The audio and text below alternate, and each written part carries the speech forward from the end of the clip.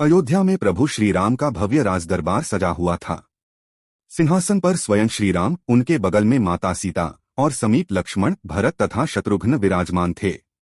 दरबार में संत, ऋषि, राजपुरुष और भक्तगण उपस्थित थे। सब ओर आनंद और श्रद्धा का वातावरण था।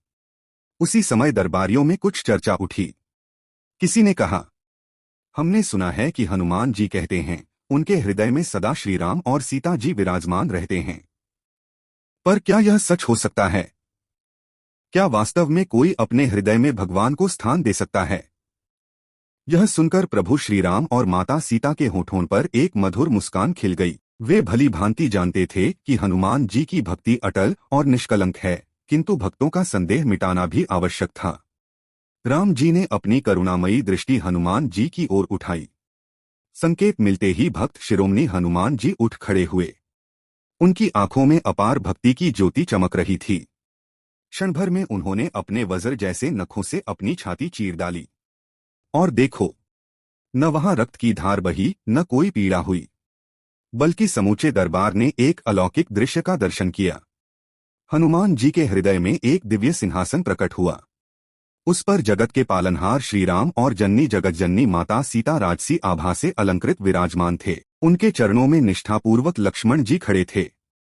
चारों ओर से दिव्य प्रकाश प्रस्फुटित हो रहा था। पूरा दरबार यह दृश्य देखकर स्तब्ध रह गया। किसी की आंखें आंसुओं से भीग गईं, तो कोई आनंद में डूबकर जय श्री राम, जय हनुमान का घोष करने लगा। प्रभु श्री राम ने स्वयं अपने सिंहासन से उठकर हनुमान जी को वक्ष से लगा लिया।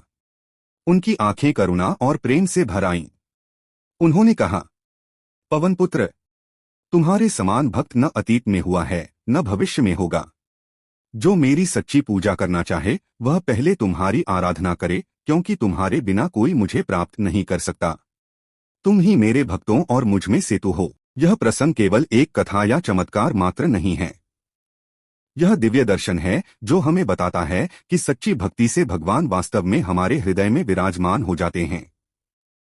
हनुमान जी का जीवन हमें यह सिखाता है कि अखंड, अडिग और संदेहरहित भक्ति ही प्रभु तक पहुंचने का सच्चा मार्ग है।